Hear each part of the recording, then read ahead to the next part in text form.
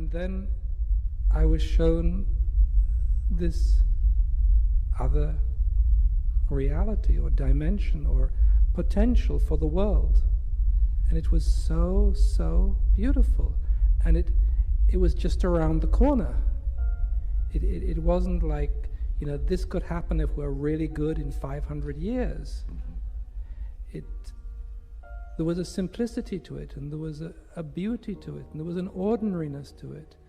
And what was most significant is the sense of joy returned again to life.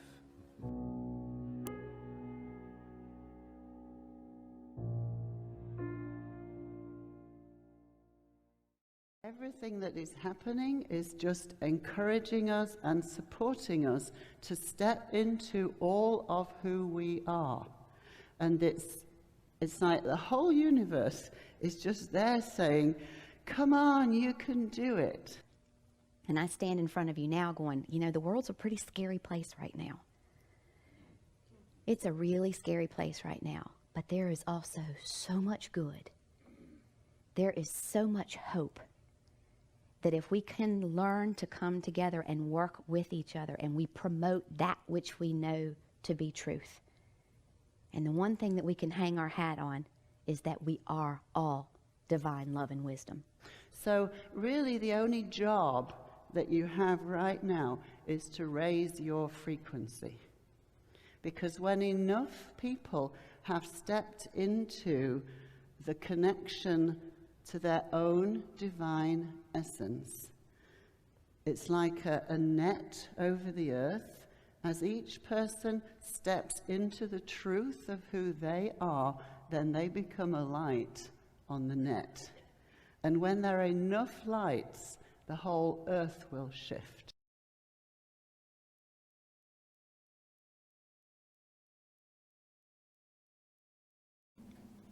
You are all precious and beloved.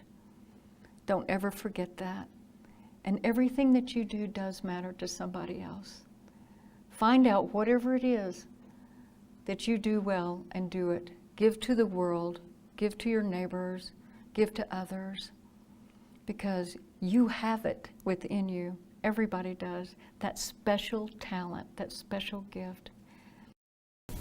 And God said to me, Erica, in life, I give each and every one of you gifts. And they're all different, because that is part of my plan. Be you. What I want to share with people in this book, don't be afraid to be your authentic self. I'm pretty goofy and people like me pretty well. Just be yourself.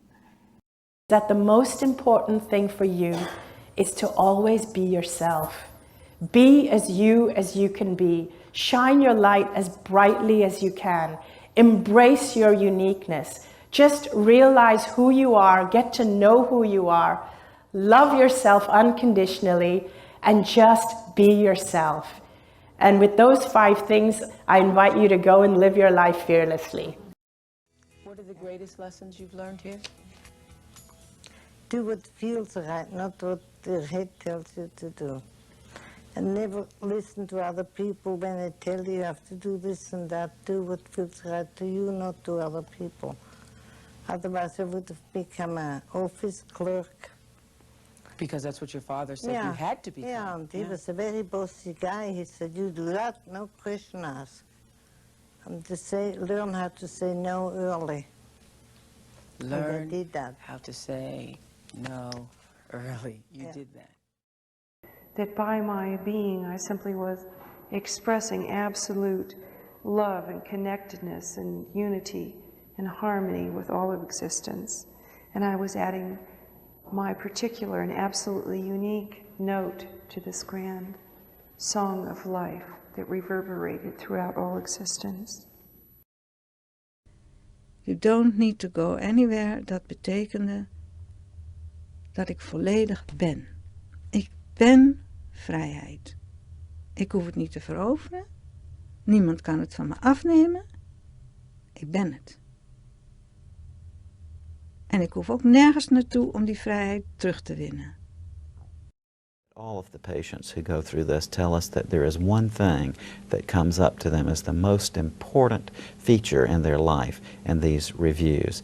They say that it doesn't have anything to do with earthly success. No one asks them about their financial well-being or how much power they've had or any of these other things that our society suggests that we should be paying so much attention to. Every single person has told me that what they were faced with there was the question of how they had learned to love and whether they had put this love into practice in their lives. I was told very clearly what our purpose is, and your purpose is to love. It's that simple. Hard to pull off cleanly, but you are here to love. And I'm not just talking about the warm fuzzies. Most people, when you say the word love, they think warm fuzzies. Love is a far more multi-dimensional, complex thing than just the warm fuzzies. It's very obvious. Everything is made out of love. Made out of it. Like, this is love. This is an expression of God's love. And he said, love the person that you're with. And I said, okay. And he said, that's enough. And I said, how is it enough? And he said, if you do that, he said, you'll change the world. So we all know what it feels like to be loved by someone and to have someone that we really care about and respect and that's a loving person when they walk into the room. You know how different that feels than being around somebody who's just always angry and bitter and hateful and resentful and does a lot of negative thinking. There's such a huge difference. So I think we all need to change that within ourselves, and that's what I learned. I need to change myself, and that changes the world. The only fly in the ointment is that I thought it was going to be easy, and it turns out to be the hardest thing that I've ever done.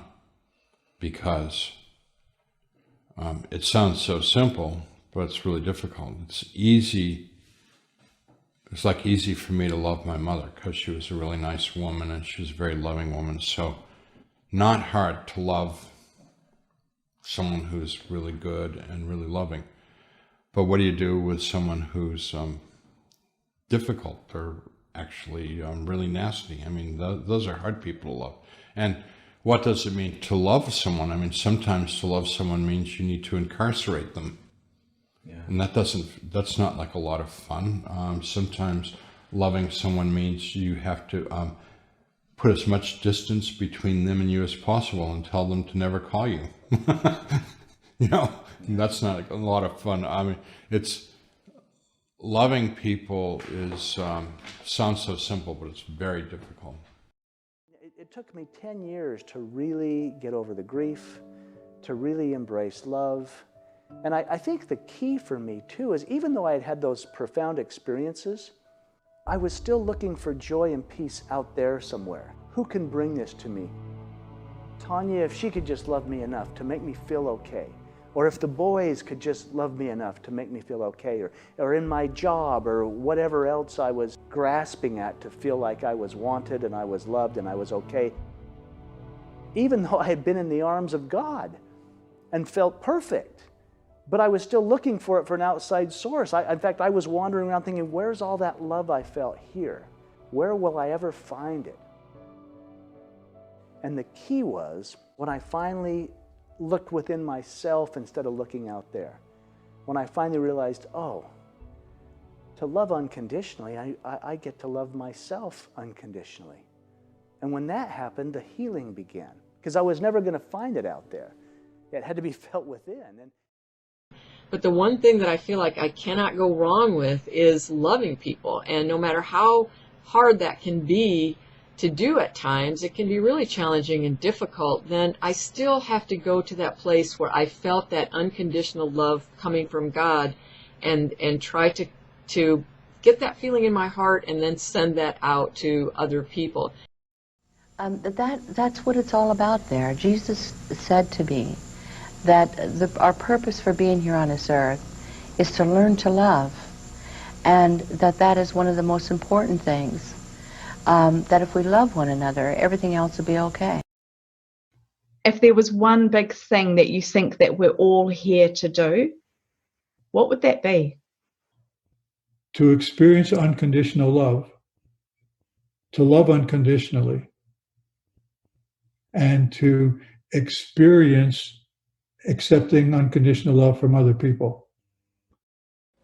Our earth, the world we live in right now, I was told, is like a classroom to learn to love. Not only ourselves, but to learn to love others as unconditionally as God loves us. Now that might seem to be a very simple thing. You think, okay, I can love. I love inside, I can love other people. That's not easy. Think about the people in your life. Are they easy to love? Heck no, I can tell you, my own children sometimes are difficult to love, right? They will present some of the greatest challenges on earth for you. The family that are right there in your unique little ripple will teach you the most in this life. And that saying that says, when the student is ready, the teacher will appear. Absolutely. And you know that that is true in your life as well. The teacher always appears when you are ready. And it's usually a challenging person. Someone that's just going to make you grit your teeth or shudder every time you're around them. You pass the test when you love them anyway. That doesn't mean to be a doormat. It doesn't mean that you lay down and let other people walk on you or scrape their feet on you. What that means is, because you can distance yourself from them, but what it means is you look into their soul and you see who they are, God's creation.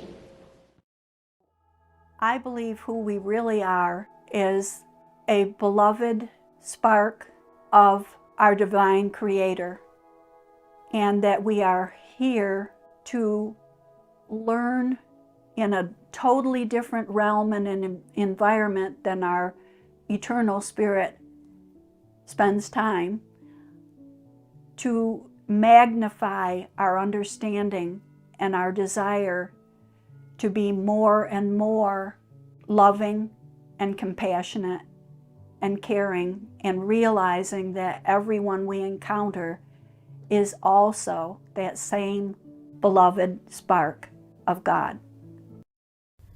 En de ene was, mensen hebben lief voor zover ze kunnen. En er zaten mensen om mijn bed heen en ze praten. En ik dacht, ze praten maar ze zeggen niks. Wat ze zeggen is niks. Over wat ze zullen doen, wat ze gaan doen, wat ze gedaan hebben, wat ze niet gedaan hebben, wat ze zullen doen, wat ze niet zullen doen, hoe ze met vakantie gaan. En het was niks. Het had geen inhoud. En ik voelde me ongelooflijk alleen. En toen begon die zin van mensen hebben lief voor zover ze kunnen, begon aan de deur te kloppen. Dat mijn alleengevoel ook een signaal was dat ik meer van ze verwachtte. En dat ik moest aanvaarden dat mensen lief hebben voor zover ze kunnen. I believe that we are beautiful spiritual beings who are here for a very, very brief time in these clay vessels to learn lessons for our souls and to learn how to love one another better, to learn how to treat each other the way that God wants us to treat each other. And then I think we move forward. I believe that we are here with great purpose and on purpose. Do not think for a minute that you're an accident. And you were born to who you were born to. And you were with people that you are with now as a great divine plan. We learn from our families. a lot sometimes that we don't want to learn. But they are teaching us as hopefully we are teaching them. I believe we're here to take care of the earth too, and all the animals, the plants, everything. And when we do that, my patients teach me that it's not about getting an award. It's not about getting a pat on the back or applause. It's because it's our duty. I would step back and I could feel compassion. And I also, when I was reviewing my own life, there wasn't judgment on my part. Peter, you should have been better. Why did you do that? How dare you do that? It was like, you could do a better job, Peter. I was kind to myself. But then something spectacular happened. Something amazing happened. I got the chance to see what I call the unsung hero. I got a chance to see doctors, nurses, teachers, housewives, vets, all those people doing deeds that no one else knew about. No one else knew what was going on. Just they were doing their job and doing the right thing because it is the right thing to do. Over and over in my consciousness, I kept feeling, you do the right thing because it is the right thing to do. Ask yourself that. Ask yourself that. Doing the right thing because it's the right thing to do. Because sometimes what I saw on the other side, I saw myself, I don't want to use the word failing, but just not shining. That when I came back to Earth, I wasn't going to do anything phenomenal. I wasn't going to be on the Oprah Winfrey show. I wasn't going to sell 50 million copies of the world's greatest book. But what I was doing was, from time to time, I would make someone's day a little bit brighter than it was before they met me. Yeah. But while I'm here, I just want to do some small things to help somebody as best I can. Insignificant ways. They are insignificant but meaningful. What was important were the choices that I made. And what was more important than just the choices that I made were my motivations and my intents and really the state of my heart in doing any single action. And I realized in this how every action that one takes is like a stone cast in the water.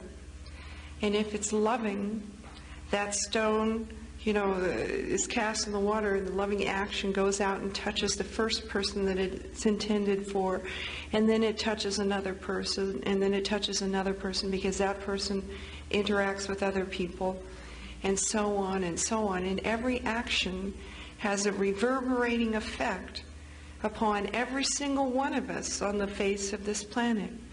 So if I had committed a loving action, it was like love upon light. A purely loving action was the most wonderful thing that I could ever achieved in my life. This had more meaning than to have been a Rockefeller or President of the United States, or to have been, a great scientist and to have invented something just incredible. If I had committed a truly pure and loving action, it had reverberated throughout the stuff of every individual on the planet, and I felt that action reverberating through them and through myself. And I felt it in a way that is beyond what we can even feel ourselves on this plane of existence. And I was given the opportunity to deal with my life, or better still, I had to address issues involving my life, and interestingly, all the things I was focused on in my life. I was an entrepreneur, and I had created a very successful enterprise in which I had invested a lot of time and energy. I also defined myself by how successful this enterprise had become, and how young I was when I had founded it, how many jobs I had generated, how valuable this enterprise was, and so on. But amazingly enough, all these things were entirely irrelevant in the light of these last few minutes before my possible death. But the questions I asked myself at that time were, how did I lead my life? What kind of employer was I? And what kind of colleague? What kind of father was I for my 3 children? How was my conduct toward my siblings and my friends and my parents and so on? Doesn't matter how successful you've been, how much money you've made, how many kids you've had, you know, what kind of a name you've made for yourself. What matters is, did I touch people? Did I allow them to touch me? Was I living a life of emotional well-being? You know, was I celebrating myself? Was I proud of me? You know, none of us get enough kudos in life. From our parents, none of us got loved the way we wanted to be loved. And that's the way it was set up. But we have the ability to love ourselves and make up the difference. And that's part of what our job is, you know, to be the highest vision of ourselves that we can be. No one wants to look forward to death, but you can look forward to what's on the other side. It is such a beautiful feeling. I feel that we have such an amazing experience awaiting us, and that we don't end. Our consciousness continues on. So even though we shed that, you know, wetsuit of a body, you have a beautiful outcome awaiting you after the point of death. So don't fear it. Look forward to it. Change your life to also include a lot of love and a lot of helping others and focusing on good things, because those people who've had a near-death experience and gone beyond mine, that had a life review, often report that they feel what the other person felt when they were dealing with people throughout their life. So I think that all of us should kind of aim towards a good life review. So do good things. Go out there and have a happy life. Enjoy it. Enjoy every day, and find ways to be happy, because that's what we're here for. That's what our experience is for. And there is no judgment. I'm going to move from this, and I'll tell you, when we pass from this life, we're going to be embraced by loving arms and simply asked, what did you learn? Tell me about what you learned in your experience. What was it like to be like that? What was it like to be you? What was it like to have this or not have that? And it's all going to be a collective oneness of, wow, look what we learned. Look what we created. Look at the uniqueness.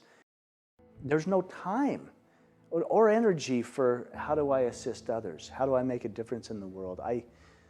I've found a key for me, and it's if I can take only 10 minutes a day. I mean, I'd rather take an hour, but even 10 minutes to be still and just reconnect, like always be connected. Just remember that connection. Remember who I am. Remember that everything's in divine order, and let go of the fear, let go of the contention, let go of that doubt that there's not enough. You know, we live in such fear that there's not enough money, there's not enough food, there's not enough time, there's not enough love. And yet if we can let go of that and realize there is enough, and I think the key for me was realizing that I'm enough. I'm enough. I mean, I limp around on one leg and I do the best I can, but I am enough by simply being me, by simply showing up in light, in love, and loving the people around me and taking care of those around me. And when I say taking care of, just energetically, you know. Es kann nichts schiefgehen. Wenn ich diesen ganzen Wust, und es sind 20 Jahre des Nachdenkens und Verarbeitens, wenn ich den in einem Satz zusammenfassen kann, dieser Satz trägt, andere Sätze kommen mir später dann ein bisschen komisch vor, es kann nicht schiefgehen. Und was es ist? Dein Leben. Natürlich weiß ich, ich habe mit ganz vielen tragischen Fällen zu tun in meinem Beruf, dass es oft furchtbar schief geht, dass Dinge einfach nicht zu beantworten sind, dass man sich fragt, wo bleibt da Gott? Es kann da gar keinen Gott geben. Gott als Person denken, ist alles ganz, ganz schwierig. Unter dem Strich bleibt, es kann nicht schief gehen. It's school. We're all here to learn. We're all here to do better and be better. How you treat others and stuff. Oh, and there's no religion. That's the other thing. If you go there, there's no religion. There's no priest, there's no rabbi, there's no bishop, there's nothing. It does not matter. Nothing. So when I hear someone say, well, you're going to hell because you're not this and this, I'm like, trust me, you're in such a surprise when you get there. Because it's so not relevant. It's just not relevant. What is the true religion? What is the religion here in heaven? So that in heaven, there is no religions. When you come to heaven, what you're going to find here is love. Love is the most powerful force in the universe, and that's what is going to unite the whole humanity again. And it was such an intense experience because it was as though many of you have had the experience of having a little baby and just pouring your love into that baby and everything you are and all of your hopes and dreams and everything you are. And in this situation, I was that baby, and Christ was just filling me, pouring his love into me. And it was remarkable. Die Schau oder dieses Erlebnis zeigt mir, dass es alles viel, viel größer, viel, viel weiter, viel, viel universeller und uns alle angehend ist. Und es hat wahrscheinlich ganz wenig, kann ich das jetzt sagen, ich will jetzt aber nicht zu vorsichtig sein, ich sage das jetzt einfach mal. Der Glaube ist eine Krücke für hier. Die hilft mir gehen. Das ist für mich mein christlicher Glaube. Ob das katholisch oder evangelisch ist, also ich glaube, da gibt es so viele Gemeinsamkeiten und so wenige wirkliche Unterschiede. Das hat für mich nie eine große Rolle gespielt. Aber dass der Glaube eben auch nur eine Gehhilfe ist und dass ich diese Gehhilfe dann gar nicht mehr brauche, diese Krücke, das verbinde ich mit dieser Erfahrung. All of the events of my life unfold. And it was incredible. The great decisions that I had made, the contributions that I had made, the little small things that I'd done to make somebody's day, and then there were the things where I hadn't used great judgment. And the one thing that really sticks out that just tickles me and shows me that the universe has this incredible sense of humor is they were these cringeworthy moments. Absolutely, where you knew what was coming. And if I have to tell you that there was any kind of experience or any kind of negative aspect of the experience, that was it, and it's not even negative. It's that kind of, ooh, I see what's coming up, and I know what I did there. And you're looking around, well, who's judging this? That, you know, I was taught my whole life that somebody was going to be judging. So, you know, and I'm looking, and it's still just me and my cheerleaders, my guardians. And I'm like, wait a minute, this isn't how I was taught this work. So I'm looking, there's no judge, and I'm realizing, oh, wait a minute, I'm judging this. Oh, well, I'm going to be really kind to myself here. And I'm seeing these experiences take place, and the feeling that I'm having is one of empathy for me in the decisions that I made with the tools that I had at the time, and for the other person who's experiencing my lack of judgment at the time, or what we might consider hurtful behaviors. And I'm watching, and I'm kind of very detached, and I'm going, okay, well, if I were doing that again, I might do it this way. And I'm thinking, and I'm integrating those thoughts. And that was it. There was no wrath, there was no judgment, just this peaceful, loving space of everything's okay. But I can tell you one thing for sure. There was no judgment. There was no atonement.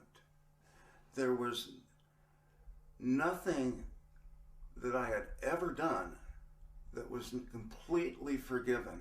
And forgiven in that context meant it was gone. It did not exist. You know, the stupid little boneheaded things I've done in my life that have been, you know, well, let's just say less than wonderful. I didn't have to atone for that. God wasn't holding me accountable for that. God was loving me right through it, and it was total and complete forgiveness. It was not as I had been taught that I would I would be judged, and I would either be led into heaven, or I would be banished to hell, or to suffer some place that was outside of heaven. That just, to me, and I don't mean this against anyone else, but that just seems crazy. It makes no sense to me with respect to what I saw. I stood before a being of light that was nothing but unconditional love, that loved me and wanted the best for me. And what I viewed in my life review, watching that movie of my life in front of this being, it was not a pretty sight. You know, I was full of anger, I was resentful, I felt hatred towards God, I denied there was a God, because there couldn't be a God that would make the world the way that it was, just because I had some kind of negative experiences that had happened in my life and through my teenage years. I was very angry at the time, but yet this being of light did nothing but love me.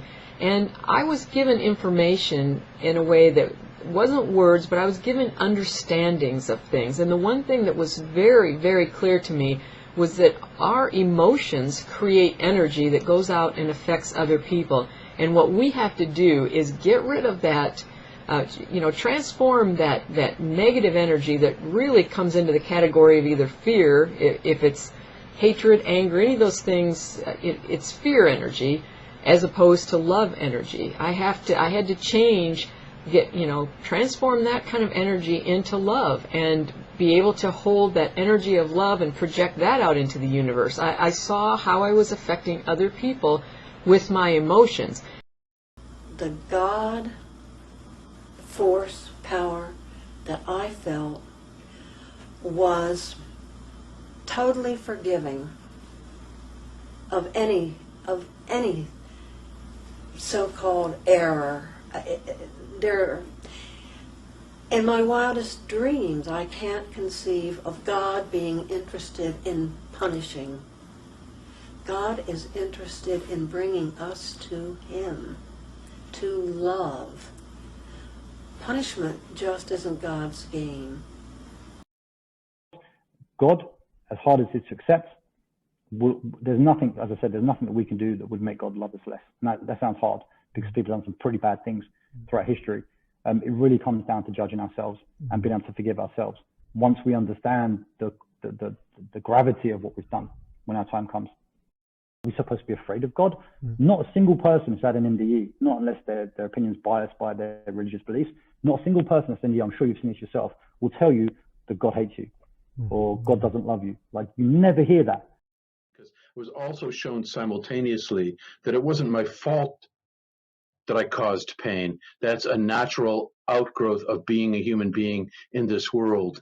It's just the way it is. And every human being causes pain to other human beings and to themselves.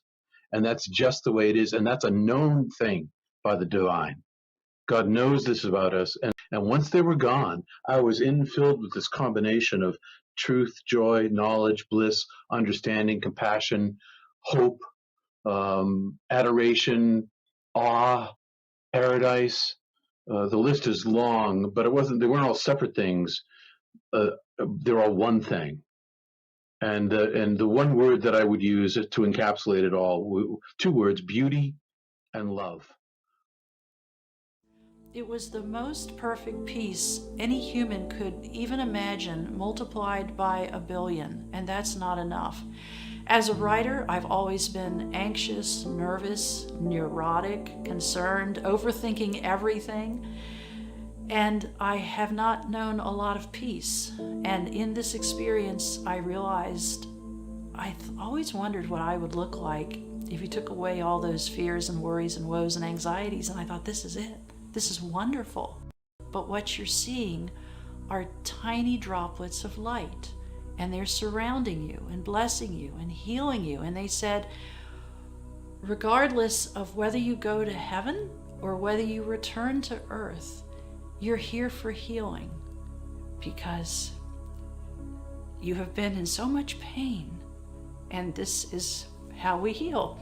And if you decided to go on to heaven, you would still need to be healed. Everyone who goes into heaven, they can't go with a disease process imprinted on their consciousness or thinking that some mental illness is part of their identity. So we all pass through the white room for healing, as my friend said, and I thought it was a beautiful analogy. She said, leave your muddy boots at the door. And I felt bad for things that I felt I could have done better, but all of the spiritual people who were there only radiated love and understanding to me and no sense of judgment, whatever. The main reason I didn't feel worthy before was because as a child and praying for my father to live, that I hadn't felt that my prayer had been worthy enough or I had been worthy enough for God to grant that to me. And so therefore I thought I have to learn how to become more and more and more worthy. Whereas what I found when I was there was that I already was worthy enough. And not only was I, but so was my father and my brother and my other relatives who I knew very well had not been born again Christians, had not had baptisms in the Holy Spirit. We live in fear. We're so conditioned with judgment or religion or even our parents or whoever said, well, you're a bad boy, you don't deserve that, that's not coming. Well, you've got to earn that, you know. I mean, all these things that we have conditioned in our mind when in reality we are deserving. We are worthy, always. We're of great worth. So lots of questions having to do with worthiness completely were evaporated by my experience because I wasn't judged in any way. I was made to feel completely and totally loved and accepted as I was, and realized that that's true of everyone. I felt so much love, and I said, well, let me get perfect. I don't deserve to be in your presence right now. Let me go back and live, get perfect, and come back. He's saying, no, I love you how you are now. We're never alone. God cares deeply about us and loves us more than we can imagine. Others also do, maybe loved ones of ours that are no longer in this life. Their love is still there and is still very strong. The important thing is for people to learn somehow how to regularly tune into that love that is always there. And that's, again, where I mentioned prayer and also meditation. And I had no idea that I was that loved. And I know it's the same for each and every one of you. That's the unconditional love that was flooding through me. And if I know this, that God was a being of light, pure consciousness. I don't know how to explain it all. I was just there trying to understand the power of everything that was going on. But if a being of light could do backflips with extreme joy and saying, wahoo, yes, he's home, let's have a party, that God was thrilled to see me again. Absolutely mind-bogglingly thrilled that I was there again. And it's going to be the same way for you when you go home. Speaking of home, I knew I was home. There was this energetic information of feeling like I was home, like I had never had anywhere here or ever will. I was my source of origin, my point of creation. I knew I was in the presence of my Creator. I knew that I'm far more special than I had no idea that, and we're all that way. It's the same for everybody. And with that thought, I hope I can be forgiven. There was this download of information, of peace, of love. The first thing that was communicated is there's nothing to forgive. Everything is in perfect divine order. And then I had what I've learned is called the life review. I began to see my life. You know, I saw my parents' divorce and what that did to me. It made me so insecure in my self-doubt and my not enoughness. And I saw my brothers and the role they played in my life as my best friends and my heroes. And I saw things even when I'd say, oh, that was a mistake. I didn't mean to do that. And this beautiful being that held me said, there are no mistakes. What did you learn? And this beautiful being that held me said, that's your judgment of it, not ours. What have you become because of it, not in spite of it? And there was all this love. There was so much unconditional love in these arms, and no judgment, only beauty and peace and insight, like deep wisdom. And I was told by this divine presence, this being who held me, that even felt physical the way I was held, I was told, you can be mad at God your whole life, and that would be okay. They would love me anyway. Or I was told I could be mad at myself my whole life, and that would be okay. They would love me anyway. It was nothing but love. But I was also given a third choice. And this was interesting because the being who held me, who I call God, said, I want you to have your will in this circumstance. And I'm like, my will? I was brought up in a conservative Christian home. It's your will be done, not my will be done. And this being communicated to me. God said, your will is my will. That's how much we love you. My will has always been that you have free will, and I want you to make a choice. And it was communicated to me that I could give my son back, that I could exercise my will and hand him over to God and release him and trust and let go, rather than harboring all that anger and guilt and turmoil within me. And in all that peace, and in all that love, and in all that beauty, and all that insight and wisdom, I was able to kiss my little boy, and I handed him back. I gave him over. I handed him over to God, and I let go. I mean, I had grown up believing that life was a test. And yet in all that love and in all that beauty, I realized that life is not a test. It was a gift. I was told life is a gift. And in every moment, I have a choice of what I choose to do or how I choose to react. Even the emotions, if something makes me angry, what a gift that I can feel an emotion. I did this. Oh, shit. Then I said, oh, I just swore in front of God. And look at the guy and go, oh, shit. No, I'm sorry. It's like, when you go back, you will tell people how important choice is in their lives. And here's what choice means. It doesn't mean what am I going to have for dinner. It means every moment of your life, you are making choices in your thinking. How you think about people, how you think about the story.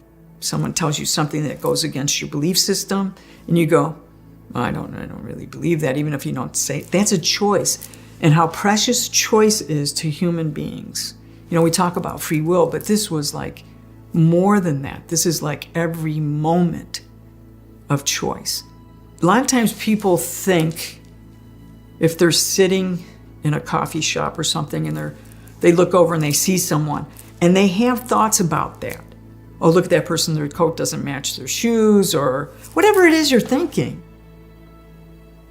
You think just because you don't say it that it doesn't have an impact, but that's not true. There's an energy associated with that. I don't know how to explain that. Energy looks so different to me now. I thought that life was happening to me. I thought that everything that was going wrong or not going right was because of God was doing it to me, life was doing it to me. I hadn't a clue that I had any power in all of that. I didn't know that we are an extension of God. I grew up believing and being taught that we are created in the image and likeness of God. Well, I'm here to tell you it's a hell of a lot bigger than that. We are an extension of the God source here on earth. We were created so that the Creator could experience everything that we experience. We were created out of love. And the Creator's always got our back. Spirit's always got our back. And all is well, no matter what it looks like. All is well. So we do our best, and sometimes we don't do so well. some of those things in the 60s especially. But there's no judgment. There's none whatsoever. They were all, my relatives were all just happy to see me. They were so proud of me, and I'm like, well, I haven't done anything. They were proud of me. Just getting up every single morning and trying again. Especially on the days when it's been bad. They were so proud of me. What courage it took to do that. What courage it took to be on planet Earth, pretending to be human, pretending to be separate, willingly muffling our connection to all that is, pretending that we're flawed and limited. What courage that takes. They were amazing. And I'm standing there like, well, I've never done anything important. They said, oh, you've done the most important thing that exists. I've encountered nothing but beauty, love that I didn't even know existed. Everything since I crossed over to this place has been perfect and beautiful and totally loving. What about my sins? And he said to me, there are no sins, not the way you think of them on earth. He said, the only thing that matters here is what you think. And he asked me a question. He said, what is in your heart? I saw what the core of me was, and it was love. It was perfect love. It was the same thing that I had been immersed in with the light. That was the core of me. And I knew it wasn't just the core of me. It was the core of human beings. It was the way in which we are created in the image of God. That's the part.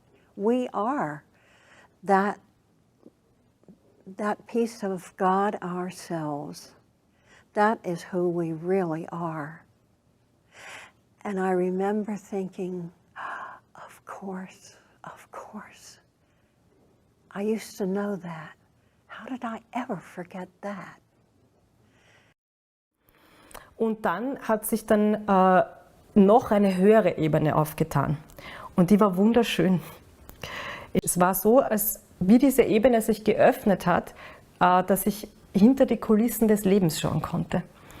Es waren plötzlich Dinge klar, die ein Mensch so gar nicht verstehen kann. Und es wurde mir auch gegeben, dieses Wissen.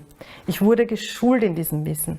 Und die Kernaussage war, dass ich immer beschützt bin, dass alles, die gesamte Realität, wie wir sie wahrnehmen, nur ein Teil eines größeren Ganzen ist, dass es nicht einmal so real ist, wie ich glaube, dass ich keine Angst haben brauche in meinem ganzen Leben nicht, weil mir nichts passieren kann, dass das ganze Universum miteinander verwoben ist, dass jeder Gedanke zählt, den man hat, jeder einzelne Gedanke, und dass alles Liebe ist und dass ich immer beschützt bin, dass ich keine Angst haben brauche. Das wurde immer so wiederholt. Es wurde wiederholt.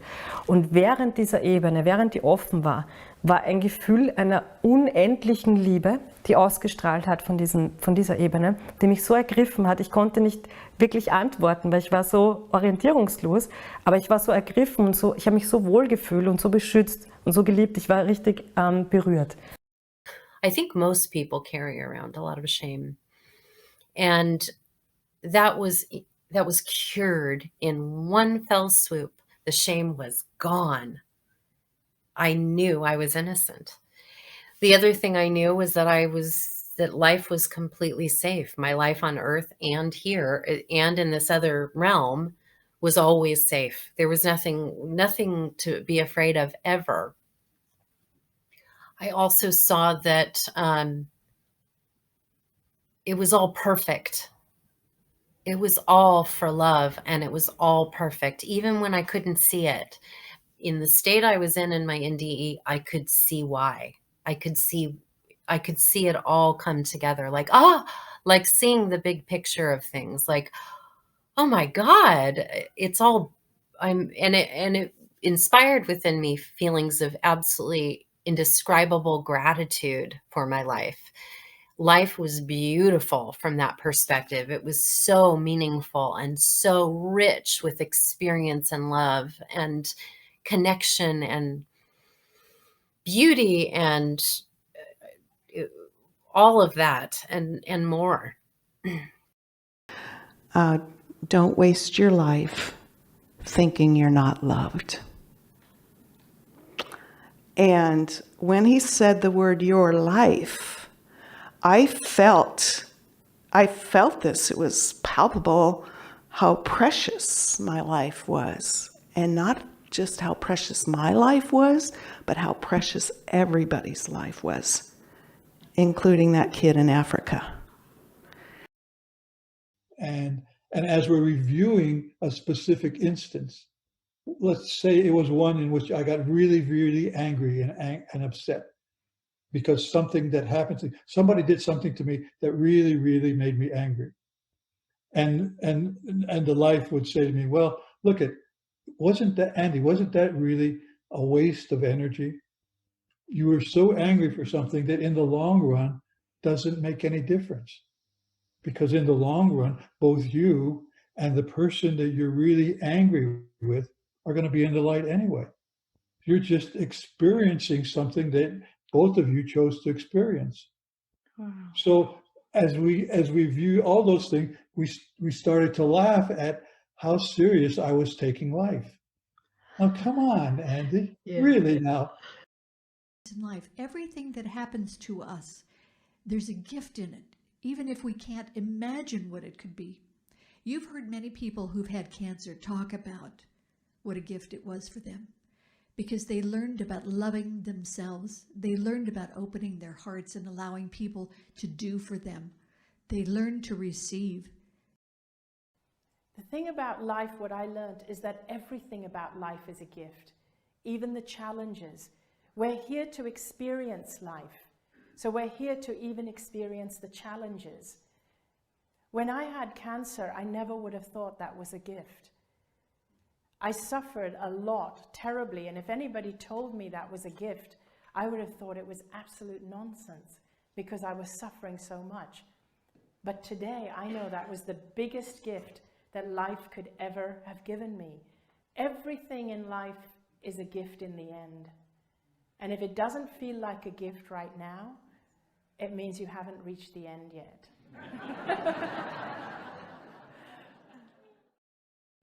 It became very clear to me that suffering in this life can very much be a gift. Not necessarily a gift, it's a catalyst, and a catalyst is neutral. But suffering gives us the opportunity to grow spiritually. And if our true reality is spiritual and not physical, and if our physical suffering results in the development of our spiritual being and spiritual qualities, then it can indeed be a gift.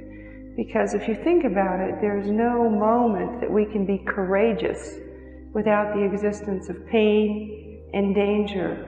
There's no way that we can truly show compassion in this realm of existence unless, unfortunately, someone else may be suffering. There's no way that we can truly have patience, that spiritual quality of patience, and endure unless things are not going according to how we may desire.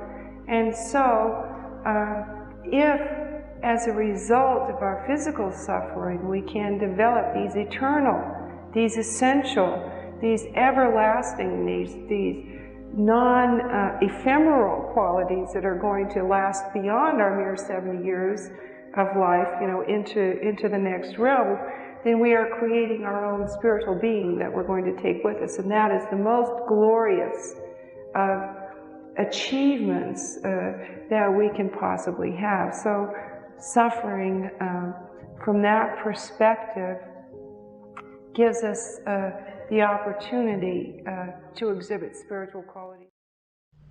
It's easy to give lip service to trusting, and yes, I'm listening to where God's leading, but it's very different, and it's a very different thing to say yes.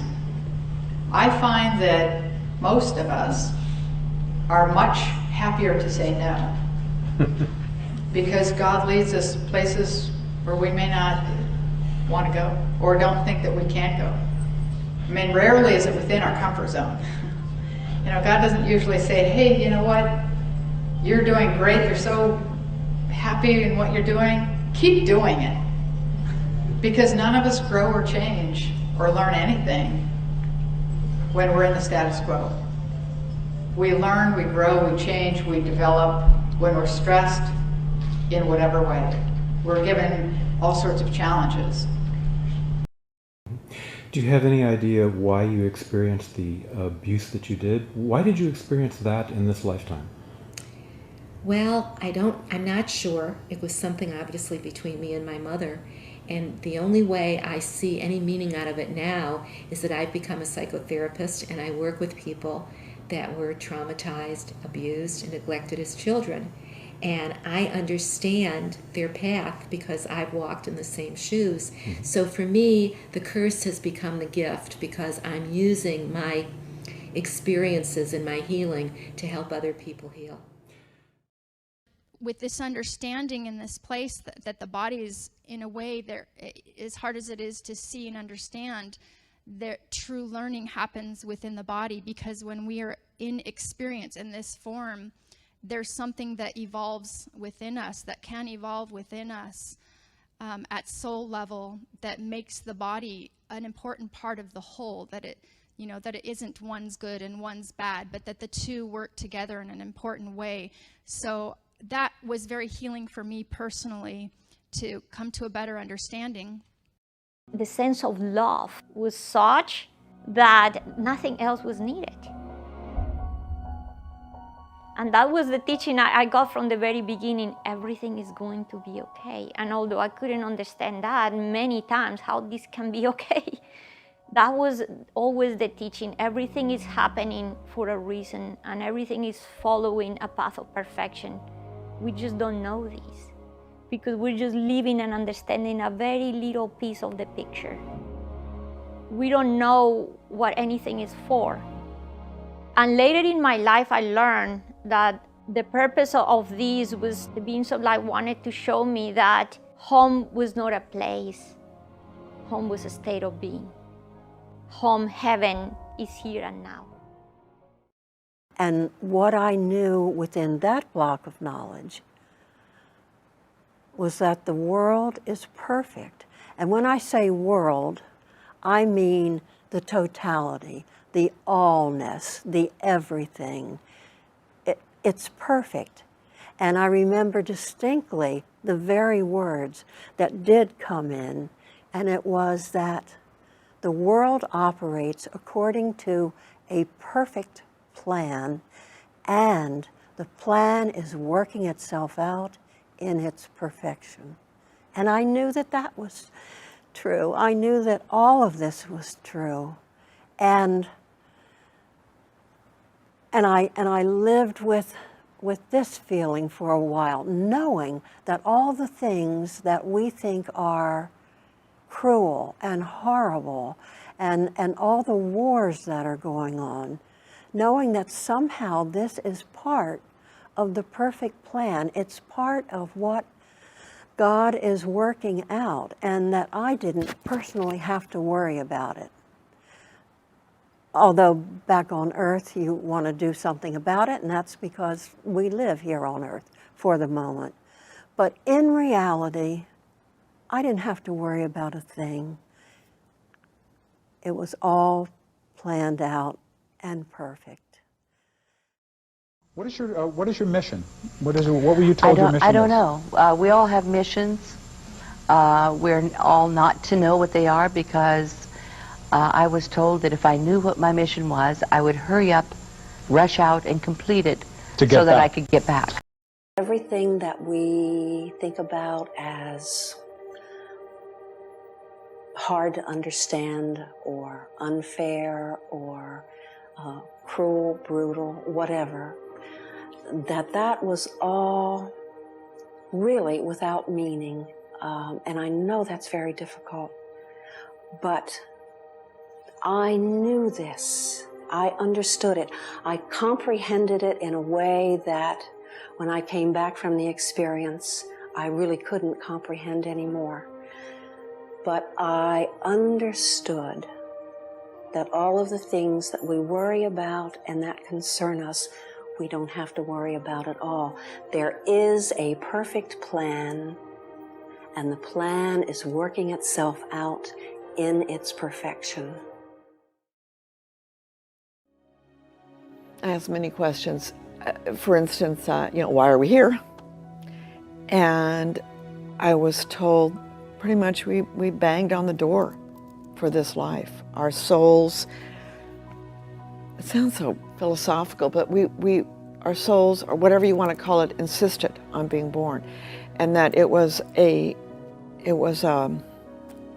something we really wanted a lot.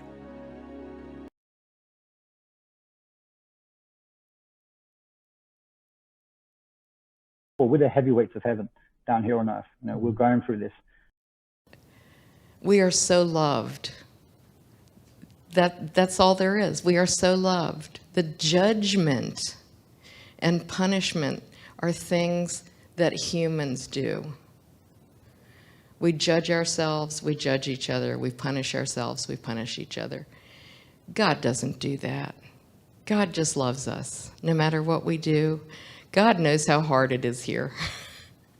God admires us for being willing to come here and give it a go. We have so much tremendous support, we just can't see it. But if you tune in, you can feel all the love around you all the time. Remember to ask for help, because it is always there. It is always there. But you have to ask, because they're not going to interfere with us, because we have free will. So it's all about love. And sometimes it's really hard to be loving in the world that we've created. But every little bit that we can try to do, every little bit of trying to create heaven on earth is so important and has such a ripple effect. We are all magnificent, divine, powerful creators, and we need to step into that and recognize it and be love. It didn't have to be this hard. And I was like, wow, that's just like, because that's how I operated. I was this do it all by myself, and the theme of my conversations with these beings was very much around the fact that it's always about a choice. If it's not working, choose different. You don't ever have to be afraid, and ask for help and support. For me, that was huge, because I don't do that well. And they even said, ask us for help and support. You don't even ask us. That's and they weren't saying it in a judgmental way, but it was a very loving way about ask for help and support. We're here. I heard a voice behind me that said, ask for help. And I was like, what? So I look everywhere. I didn't see anyone, right? And then I heard a little later, ask for help. And I was like, are you kidding me? I'm being here for over 30 minutes. I'm dying here. Could you help me at least? Nothing, just the wind and the water. And then I heard for the third time, I told you to ask for help. And I was like, oh my God, okay. In my mind, there was no way in a million years that I'm gonna get out of there, because the island was so far away. So because this voice was behind me, pushing me, I was like, okay. So I started waving and saying, help. At the end of the island, one of my friends that was on my group came out of the group because he felt something was wrong. He went to the top of a hill and he saw me from the top of the hill. And then he started screaming, Carlos, I'm gonna call 911, hold on. And after 10 minutes, this guy's trying to get me, but the ocean is still sucking me in. Everybody give up and everybody starts turning around. And as soon as I see everybody turning around, I said, you know what, God? I don't wanna fight anymore. If this is it for me, I'm just gonna surrender and do whatever you want. And in this moment, when I say surrender, I tell people how many times in your life you're fighting with cancer, you're fighting with your mom, your dad, your sons, with school, with work, with anything in your life. The only thing you have to do is surrender and let God take over, And that's what I did in that moment. I just surrendered. And in that moment, a huge wave came and crushed me all the way under the ocean. So when I was under the ocean, I opened my eyes and I see a big shadow that's coming my way. And as soon as I see the shadow, I thought it was a shark, so I covered my face just to wait for the bite. But this thing grabbed me from the bottom of my stomach and pushed me all the way up to get air. So when I get to the top, guess what it was? It was a huge dolphin. So I grabbed the dolphin by the tail and I started crying because I couldn't believe that the dolphin saved my life. So I'm there with the dolphin. The dolphin is not moving left or right. He's just standing right there.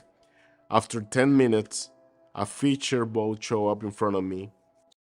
It can be comforting to be a victim. Absolutely, absolutely. That's a case as well too. When we do choose to be responsible for our life, however, that's a scary thing as well too, because there isn't an outside force we can blame it on. I had someone say to me just yesterday, I really feel like God is testing me. And I said to them, how about if you were just testing yourself? What if you knew that these experiences were coming and you would find the strength in yourself to overcome it? And it really just shifted the entire way that he looked at the situation. It was a big aha moment for him. We all come here with a calling, with a higher calling, all of us. And we can say that is our destiny, but we have the free will as to whether to follow our higher calling or not. There's always the free will as to whether we follow. So our destiny is actually the intention we came here with, the calling, the purpose, but we don't always have to follow it. So how do we reach our higher calling? How do we attain what we came here to achieve? We do that always by just being authentic, being who we are. We do that about being fearless about being who we are, instead of always trying to please other people. Our fear of disappointing other people is what takes us away from our higher calling. It's also what takes us away from why we came here. So our destiny is not set in stone. Our destiny is really our highest potential. We came here with the intention of achieving our highest potential. So if we really want to achieve our highest potential, our only work is to shine our light as bright as we can. Our only work is to find love. It's to feed ourselves love and to be love, because the more love we feel, the more love we share, the more we're moving away from fear. We have the free will to go in the direction of fear. We have the free will to make ourselves small and dim our lights. And so this is where free will comes in. Do we follow our destiny, or do we follow our lower self and follow fear? That's always our choice. So what help do we have? I learned that we all have guardian angels. As a matter of fact, I had 8. Now I thought 8. And I thought, am I a particularly tough case? And no, I am not. We all have many guardian angels that are around us, and not constantly. They're imposing, but you may have 2 or 3 at one time, and during your deeper, darkest hours, you may have 8 or more. And they do not interfere with your free will, but they try to encourage you to do the right things, and always leading you and directing you towards the right things in your path. I kept asking the beings of light, why me? Why this is happening to me? And it's when they answered to me, in 20 years you will understand. What? 20 years? Imagine, and even at that age, 20 years is like a forever and a day. And they say someday you will pass these teachings to others. No. At that moment of my life, I was not interested. I want to become a scientist. I'm not interested. I'm not teaching this to anyone. I asked the beings of light just to give me a break, pretty much. I wanted to be like everyone else. And this is the compassion of the universe. We're not forced. I mean, at that moment, it was like, okay, you're not going to see us or hear us for a while. When you are ready, it will happen. There's a point in your life that life shakes you so hard that you only have two choices. There's only two paths. The path of suffering or the path of the light. The path of suffering is like a cul-de-sac. You go to the end of this and there's nowhere to go. Or it's like when you're in a car and you turn it on, you press the gas, but you never put the car in drive, you don't go anywhere. You're spending all your gas. You're spending all your energy. You're circling there. Nothing is happening until you realize, I had enough of this. Some people had to get sick. Somebody has to die. You feel that you're going to just kill yourself. Whatever it is, it brings you and shakes you so hard that you are forced to stop. And it's when you ask the question, what is this for? What am I doing here? Now the important questions start coming. And it's when the answers also start appearing. It's when you say, at that point when sometimes I am just so trapped in things I don't understand, I said, God, help me see, because I cannot see. But I know that behind this challenge there is a teaching, there is a purpose. And the very next day, I woke up with the answer I needed. And I said to people, sometimes it are the most simple answers. The answer was, yeah, you need help, go look for a psychologist. I said, yeah. And I had it clear. It was not just as, oh, I may do it. No, it was clear. I went this morning to my office, I looked for a psychologist, I found a guy in the web, and it was the right person. So I went to talk to him, and it's when we realize that sometimes what we truly need is just to be listened. And this person was opening to listen. This guy is not judging me. And that was the opening for me. I was the one that said to him, why me again? This question that always was resurfacing, and why me? Why this is happening to me? And it's when I got the most amazing answer. And he said, why not? What? For me, this was like the switch I needed at that moment. The light had turned off was on now.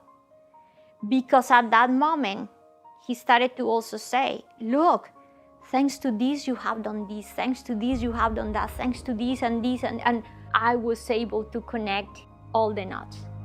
And now it's like all my neurons, everything was like accelerating and everything was connecting.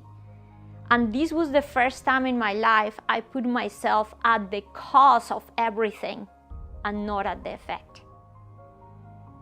And I started to see purpose in absolutely everything. At that moment, I also realized that none of that had happened was here anymore. It was in my mind, and I could decide what to do with it. Wow, I can grab all this and just make a decision to start fresh. The true feelings of sense of forgiveness happened. It was the realization that there was nothing to forgive because nothing had ever been done to me to hurt me. It's been done for me to bring me to wake up. But to realize that God loves each and every one of us more intensely than we have any ability to understand or comprehend, and has a plan for each one of us. I mean, that's incredible. I was told about some of the things I still had to do on Earth. And at that time, we had the first of a couple of conversations about some of those things, including the future death of my oldest son. And at that time, in the conversation, part of it, of course, was, well, what's that about? You know, why? And again, it went back to this life review that I'd had. And recognizing that mine and ours Our position is not to ask why. Our responsibility is not to know the answer and to make that judgment of whether something is worth it or not. But our responsibility is to trust and to say, yes, God's will be done. And trust that there is beauty that will come of all things. And that there is hope in the plan for each person's life. If indeed I trust that there is a plan for each person's life that's one of hope, then the same would be true of my son's life. And I woke up every day knowing that, first of all, the plan could change. And certainly I hoped each day that the plan would change. But I also woke up each day knowing that if the plan for his life did not change, that there would be incredible hope and beauty that came not only out of my son's life, but out of his death. In addition to which, if you truly believe that there is life after death, then it changes your experience of death. Because, you know, we have work to do here, but our time here is this incredible opportunity that's so short. And then we transition on, and death is not the final word. Because it was the most remarkable thing. We did go through my life, and we looked at events in my life that in any other situation I would have described as sad or bad or challenging or horrible, all sorts of words like that. Recognizing that those are judgments that I've put on them. And then I had the most incredible experience of seeing the impact of a given event, not 2 or 3 or 4 times removed, which we can all understand. You know, you have a bad day at work, you go home, you yell at your husband, and then they're mean to the kid, and the kid, you know, is mean to the dog, that whole sequence. We can certainly understand the impact within our own little world of events. And in fact, when we look at events that occur elsewhere, we similarly really evaluate those events based on how it impacts us, our world, our view of the world, our emotional state. But I had this incredible privilege of seeing how an event impacted other people in the world 25, 30, 35 times removed. And to say it was profound really is not giving it its due credit, because what it showed me very clearly and very concretely is that, again, this idea that things are good or bad the idea is entirely in our own mind. It's our own judgment. Because the fact is, there really is beauty that comes out of every event. Albeit, usually we can only appreciate it retrospectively. And most of the time we'll never appreciate it, because we don't have the ability to see those 25, 30, 35 times removed impacts. And part of our evaluation of something when it comes to being good or bad really has to do with a desire to judge it, and a desire to say, well, was that worth it? Because we want to decide whether something that has hurt us or made us sad, or someone we love has gone on. We want to be able to say, well, I don't think that was worth it. Or, okay, now I get it. Oh, okay, I'm okay with it then. But having the ability to see events in my own life and see their impact totally changed the way I experience every event. You asked Jesus why there is pain in the world. What answer did you get? Yes, I did. I learned that there's pain in the world because it is part of the natural growth process, that if we didn't learn pain, we would not learn joy or happiness. And so some of us that have probably the greater pain are actually the greater spirits capable of handling that additional growth period. Does that go for horribly innocent suffering, like the Holocaust would come to mind? Yes, people it does. just victimized in pain. Yes, it does. And I know that that is very difficult to understand at the earthly level. But if you could understand it from the spiritual sense, in that the spirit is so much stronger. What about people who inflict pain? Are there negative spirits as well as positive ones, angels? When you talk about the people that inflict pain, that is basically could be any one of us here in this room. And I learned that these people are just giving back what they have received in life. Often it is even actually genetically coded, some of the trends, I guess, that run through families. We wanted to come and have the experience because our soul would expand. And while we're here, we just think, oh my gosh, I can't do this. I mean, this is too hard. But our higher self, our higher knowledge thinks, yeah, but that's why you came. I mean, it's easy for me to sit in a beautiful house and say life is good. And there's people that suffer, struggling. I mean, I'm working with some folks that work with human trafficking. I mean, kids being taken and put into the sex trade or whatever else. There are things in the world that are heart-wrenching. And so how do we look at those and say it's all in divine order? How does this make sense? I embrace it as a perfect opportunity to be love. How can I shine light in dark places? How can I embrace things and make a difference? And I realize I'm just one. I'm just one guy, but gosh, can I make life better for somebody today? Can I do something for someone? And by doing it for the one, you're doing it for the all. Even when I raise my own vibration, if I can go meditate for a minute and get at peace or forgive, something, even if it's forgiving myself, I forgive others very easily. The hard one to forgive for me is myself. That ripples out. It ripples out and affects the consciousness of all of humanity, but it comes down to choice. Allowed me to, again, remember everything that had been told to me and recall the entire process and all the discussions about trust. Because what it really required was trust. And what it really required later on was the trust to say, here is my son. He's your son.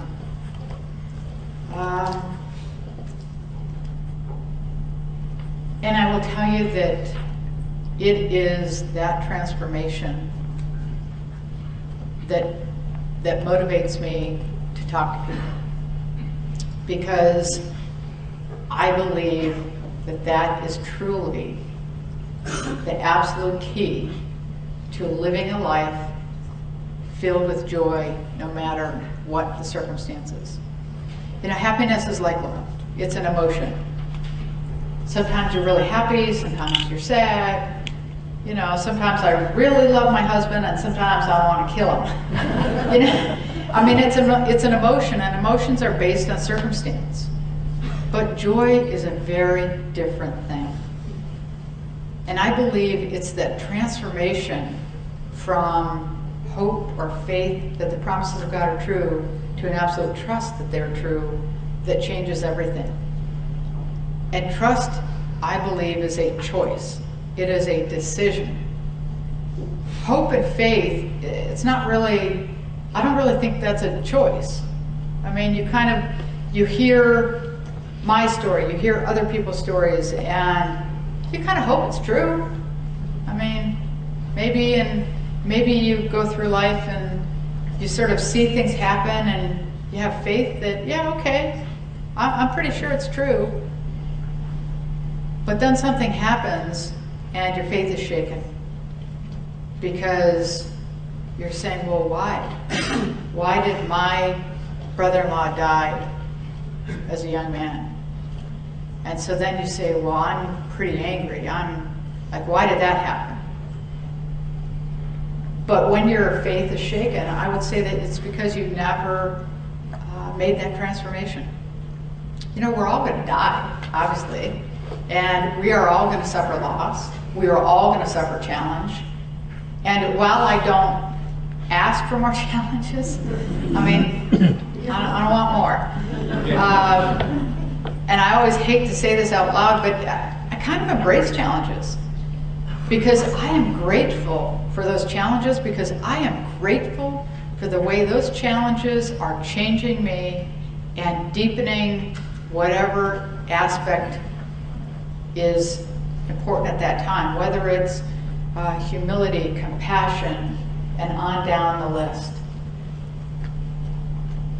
And I can be grateful because of that trust. And I absolutely believe that everyone is able to make that transformation. If you've had a near-death experience, it's a lot easier because you already have that absolute understanding that life is not the final word.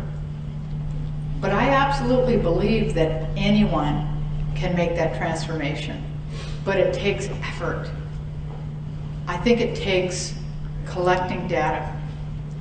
And it's a matter of usually writing things down. I mean, maybe other people have better memories than I do, but usually it's writing things down and it's looking retrospectively at events in your life and how you came to those events.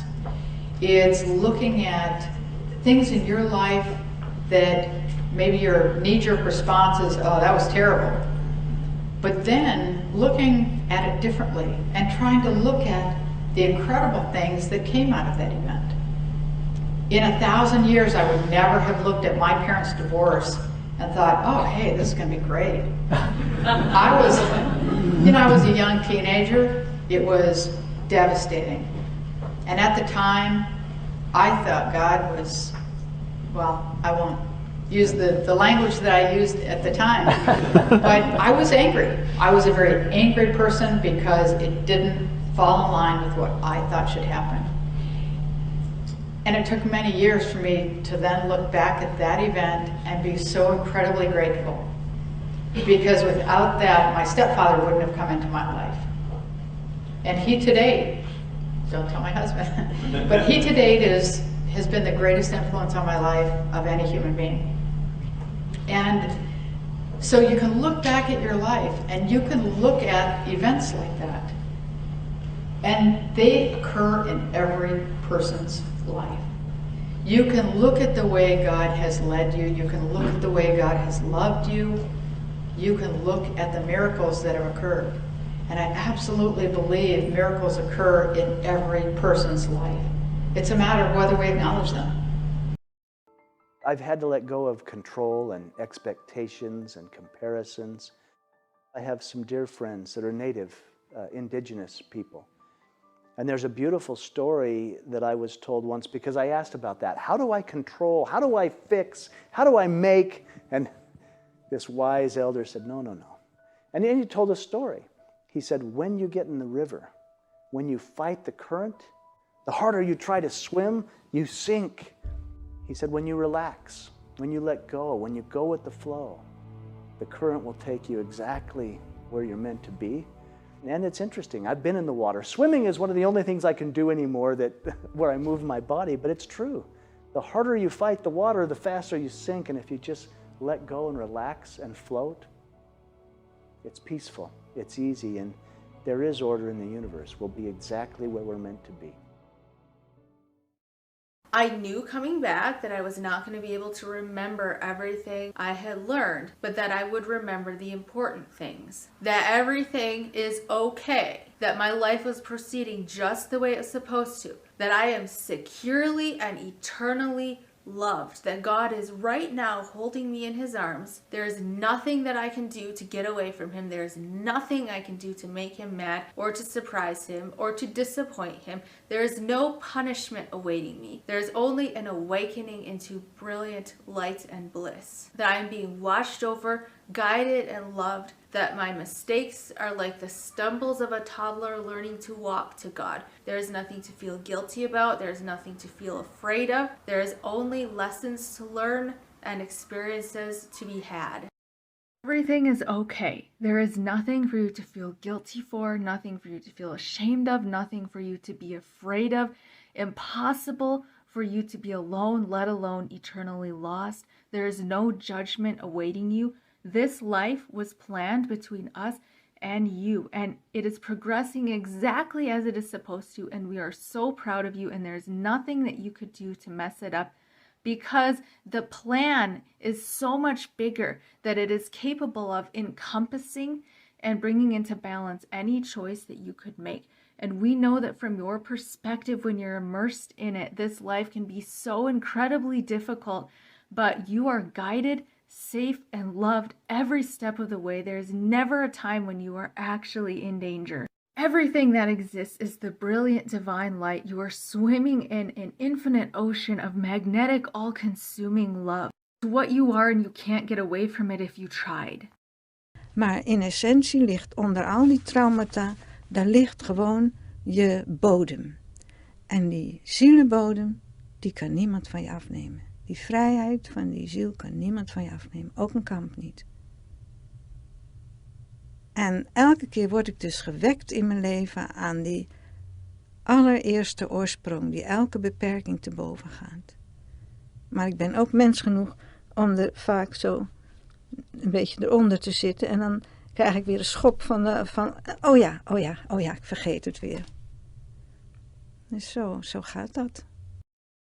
I am me, and me is enough just the way I am. And I can be my contribution in this universe without even trying, by just simply being me. So God swept me and showed me all of earth. And in showing me all of earth, I saw that the length of my life was the wink of an eye. And timelessness, time has no meaning. And I saw every human being on earth, individualized.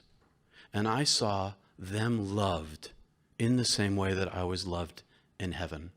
And God said to me, in the way that I love you now, you know that I've always loved you. And it was self-evident to me that God's love is the size of the cosmos, the billions and billions of years that the universe has existed. And the greatest love I'd ever experienced in my life was a speck of dust in comparison. The immensity and infinite love of God is unbelievably overwhelming. And that's the love I'd always been loved with. And I knew that to be true. And I knew that every single human being was loved in the same way. But the difference between the human beings and me was that they couldn't see. They were still in the world with a veil, not knowing the immensity of love. Couldn't know it, not built into the structure, but still loved nonetheless. And God showed me my parents in particular. And I could see their faces and I could see their suffering. And God said to me, all will be well with them, because all has always been well, and all will be well, and all is well, because I love them. And you know this to be true, and I knew it to be true, that in the end my parents would no longer suffer, because in death they would be immersed in the ocean of love. And we're divine beings, and we're here to make the world a better place and literally create peace and joy for everyone. I have no doubt we could do it. We're powerful, powerful people. Any community is very powerful when they step up and decide and choose a difference. I mean, never underestimate the power of a small group of people who are focused on change. There's thousands of examples and thousands of barriers that have been overcome where people find peace, they come together, and I think humanity's awakening and actually doing it worldwide.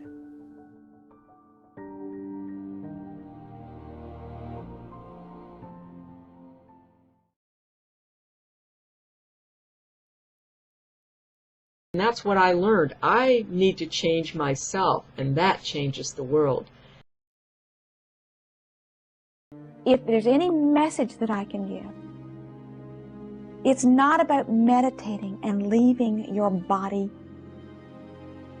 and taking your light being out of this earth. Indeed not. It is about bringing the light into this earth. Stay here. Be an anchor. Let the light come in through you into this world. Don't abandon this world. We need you. We need you here.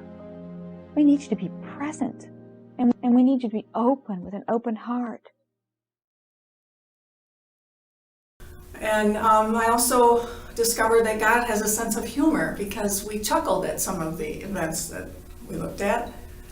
And that was very relieving to me. God is not or in my experience of all this, not judgmental in any way at all.